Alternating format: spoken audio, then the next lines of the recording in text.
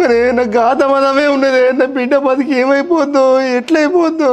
ఇప్పుడు వాళ్ళ పిల్లల గంట కానీ పిల్లల రాతల గంటావా ఇక తలుచుకుంటా కూర్చుంటావా? నా పెద్ద బిడ్డ పుట్టినరోజు నాకు తలగొరికి పెడతా అనుకుని ఎంతో సంబరపడ్డనే. ఇద్దరు ఆడిపోరగాళ్ళైనా కూడా నాకు ఏ రోజు రందిలేదు రామన్నా. కానీ నా తలగొరికి పెట్టే బిడ్డే నాకు దూరం అయింది. కనీసం నా చిన్న బిడ్డ గురించి అని ఆలోచించలేదు. నా బిడ్డ ఇది ఇట్లా చేస్తే తప్ప దాని పెళ్లి సంబంధం ఏమవుతారే? ఏ ఊరు పోరంది? మన పక్కూరు సీని గారి కొడుకాట.